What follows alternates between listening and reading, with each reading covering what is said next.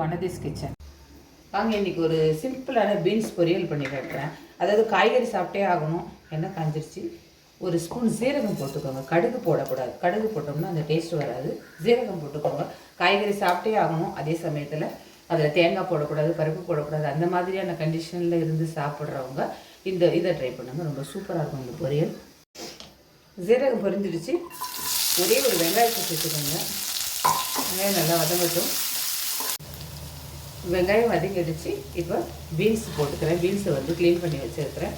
Beans போட்டுட்டு நல்லா காரத்துக்கு கொஞ்சம் போல் மிளகாய் பொடி போட்டுக்கோங்க. பச்சை மிளகாலாம் எதுவும் வேண்டாம். இந்த ஜீரகத்தோட இந்த மிளகாத்தூள் நல்ல ஒரு டேஸ்ட் கொடுக்கும். ரொம்ப காரம் போட வேண்டாம், மைல்டாக போட்டுக்கோங்க. இதை அப்படியே ரைஸில் போட்டு கூட பேசி சாப்பிட்டுக்கலாம். தேவையான தண்ணி ஊற்றி விடுற வேகிறதுக்கு. பொரியலுக்கு தேவையான உப்பு போட்டுக்குவோம்.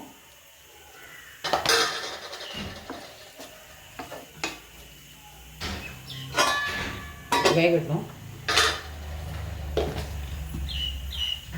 பீன்ஸ் பொரியல் ரெடி ஆகிடுச்சு பாருங்கள். ரொம்ப டேஸ்ட்டாக இருக்கும். பார்க்கறதுக்கு ரொம்ப சிம்பிளாக இருக்குது. அந்த ஜீரகத்தோட ஸ்மெல்லும் அந்த மிளகாய் பொடியும் சேர்ந்து ஒரு நல்ல டேஸ்ட் கொடுக்கும் இந்த பொரியலுக்கு. இதில் ஒரே ஒரு விஷயம் என்னென்னா, கலர் மாத்திரம் கொஞ்சம் சேஞ்ச் ஆகும் நிச்சயமாக மிளகாய் பொடி போகிறதுனால. மற்றபடி வேறு ஏதாவது டேஸ்ட்டெல்லாம் எந்த மாற்றமும் வராது. ரொம்ப நல்லாயிருக்கும். இந்த பீன்ஸ் பொரியல் ட்ரை பண்ணி பாருங்கள். பிடிச்சா லைக் பண்ணுங்கள், ஷேர் பண்ணுங்கள், சப்ஸ்கிரைப் பண்ணுங்கள். நன்றி, வணக்கம்.